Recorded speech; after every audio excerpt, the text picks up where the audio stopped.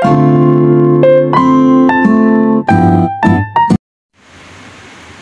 Assalamualaikum warahmatullahi wabarakatuh. Selamat pagi teman-teman semua. Perkenalkan, kami dari kelompok 2 akan mempresentasikan hasil diskusi kami yang berjudul Sumber-sumber hukum dan kewenangan peradilan agama.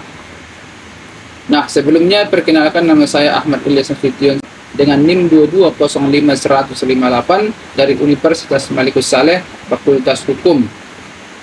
Nah, pada kesempatan kali ini saya akan membahas tentang sumber-sumber hukum peradilan agama.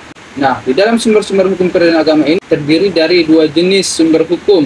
Yang pertama, sumber hukum secara material, dan yang kedua, sumber hukum secara formil. Nah, yang pertama saya bahas adalah sumber hukum material, di mana sumber hukum material ini adalah sumber hukum yang berdasarkan agama Islam ataupun yang bersumber dari agama Islam itu sendiri, seperti halnya dari Al-Quran, dari hadis, dan ataupun sumber hukum lainnya yang semisalnya dari ijma, qiyas, ataupun kitab-kitab fikih tertentu yang menjadi standar hukum Islam.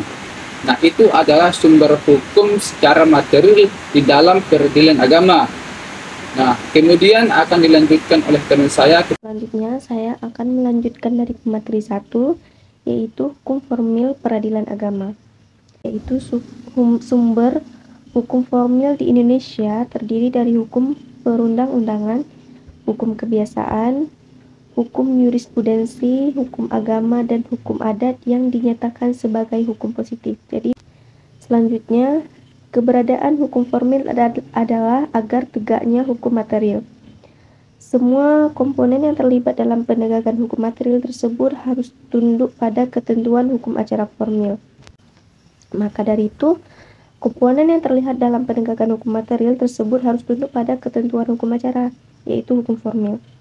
Selanjutnya, dalam hukum acara peradilan Islam yang dikutip dari hadis Rasulullah SAW, beliau menerangkan bahwa Allah memerintahkan kita untuk menyelesaikan perkara menurut zahirnya.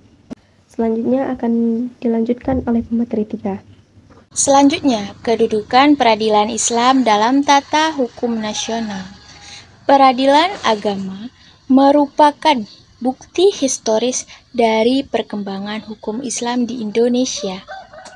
Salah satu bentuk pengaruh terhadap pemberlakuan hukum Islam di Indonesia, terutama setelah ada kebijakan satu atap di bawah Mahkamah Agung.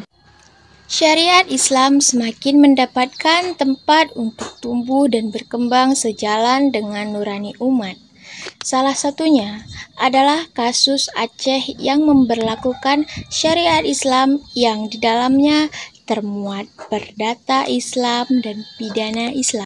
Oke, di sini saya akan melanjutkan pembahasan dari pemateri sebelumnya, kompilasi hukum Islam atau KHI. Kompilasi hukum Islam merupakan kodifikasi hukum Islam pertama di Indonesia yang eksistensinya berdasarkan instruksi Presiden atau Inpres nomor 1 tahun 1991. Inpres itu kemudian ditindaklanjuti dengan keputusan bersama Ketua Mahkamah Agung dan Menteri Agama tanggal 21 Maret 1985. Kebutuhan akan adanya KHI di Indonesia sebagai upaya memperoleh kesatuan hukum dalam memeriksa dan memutuskan perkara bagi para hakim di lingkungan peradilan agama. Dengan adanya Inpres nomor 1 tahun 1991 tentang kompilasi hukum Islam yang di dalamnya mengatur tentang perkawinan, perwakapan, dan kewarisan, merupakan solusi awal meredahkan bahkan menghilangkan perdebatan masalah-masalah yang selalu menimbulkan pertikaian dan perdebatan di kalangan ulama. Dan kehadiran KHI merupakan sebuah alternatif dan tidak harus disepakati oleh para hakim agama dalam menerima, memeriksa, mengadili, dan menyelesaikan suatu perkara. Baiklah, saya akan melanjutkan pembahasan dari pemateri sebelumnya.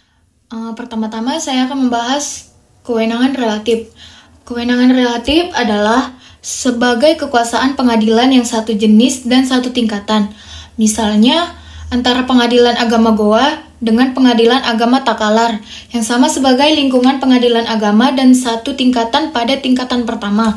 Dengan demikian, kewenangan relatif memiliki urgensitas yang sehubung dengan pengadilan agama, mana orang yang mengajukan perkara dan hak ekspresinya. Pengadilan agama mempunyai wilayah hukum atau yurisdiksi relatif tertentu, meliputi satu kota madya atau satu kabupaten. Baik, saya melanjutkan poin kewenangan absolut.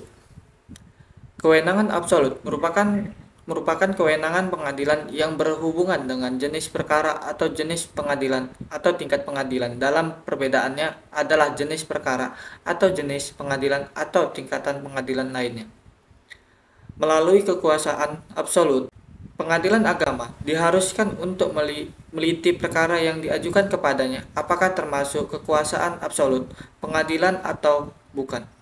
Rumusan kewenangan pengadilan agama terdapat dalam pasal 49 Undang-Undang Nomor 50 Tahun 2009 tentang Pengadilan Agama. Kewenangan pengadilan agama mengalami perubahan pasca adanya Undang-Undang Republik Indonesia Nomor 3 Tahun 2006 tentang perubahan atas Undang-Undang Nomor 7 Tahun 1987 tentang Pengadilan Agama.